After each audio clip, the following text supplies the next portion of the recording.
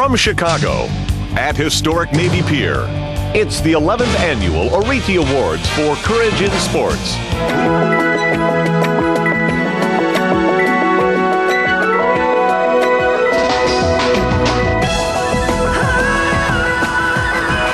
Cliff Meidl is an American hero whose story of determination inspired the world at the Olympic Games in Sydney.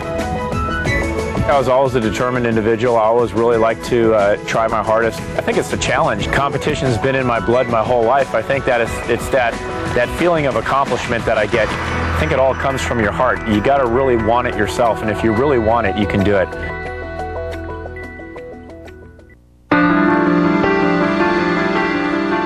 As a 20-year-old college student, Cliff was working a summer job as a plumber's apprentice. One day, Cliff volunteered to help with the jackhammer. Moments later, his jackhammer cut into 3 buried hypertension wires. The consequences were horrific.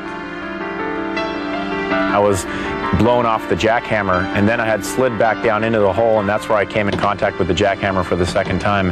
I was electrocuted by about 30,000 volts of electricity. That's what went through my body until it hit the circuit breaker. That's about 5 times the amount that they give to people in the electric chairs. I had a couple of toes that were blown off and some exit wounds on my back and the back of my head. Cliff was pronounced dead 3 times. It took 2 weeks for the burning inside Cliff's body to run its course. The damage to his knees was alarming.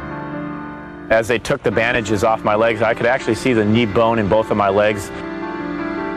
The electricity had burned away the internal structure of Cliff's knees. Amputation was recommended, but Cliff and his family would not give up. Cliff's mother called me. I came down and met her and then saw Cliff and saw what the problems were and thought that it was possible that we could do some good and save his legs. Dr. Les Savoy was able to save his legs, but it would be up to Cliff to get his life back.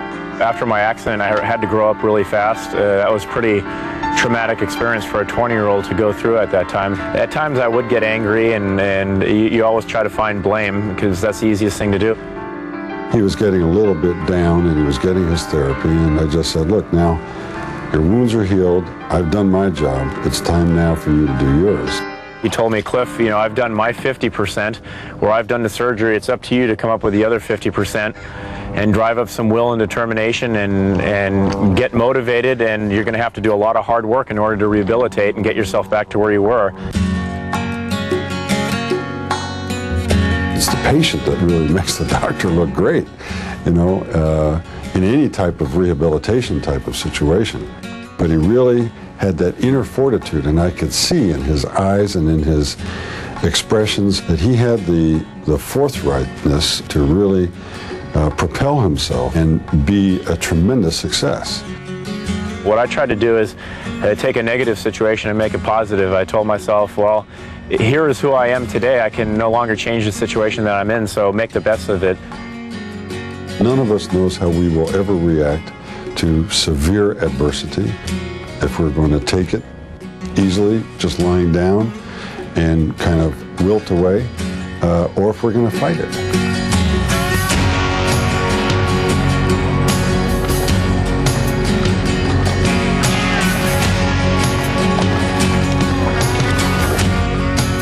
After 15 surgeries in 15 months, Cliff won the battle to save his life and his legs. But Cliff had much more fight in him. He took on the sport of kayaking. I loved the concept of kayaking. I thought that would be a great sport for me. I can't use my legs or anything, so it's all upper body, so maybe I could try that. And that was a really good avenue for me in terms of rehabilitation. I got a lot of support. I took a liking to it, and I just got more and more competitive. Kayaking allowed Cliff to demonstrate the strength of his will, and in 1996, amazingly, he made the United States Olympic team. The story of Cliff Meidl was starting to spread.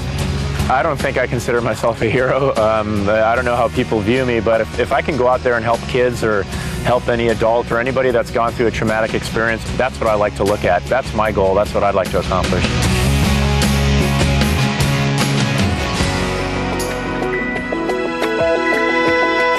In an awesome show of perseverance, Cliff made the United States Olympic team again this year. The power of his comeback was felt by the American team, who elected him to carry the flag in the opening ceremonies in Sydney. It is the highest honor. As I say, you gotta be kidding me. I couldn't believe it. Out of all these athletes, how was I elected for that?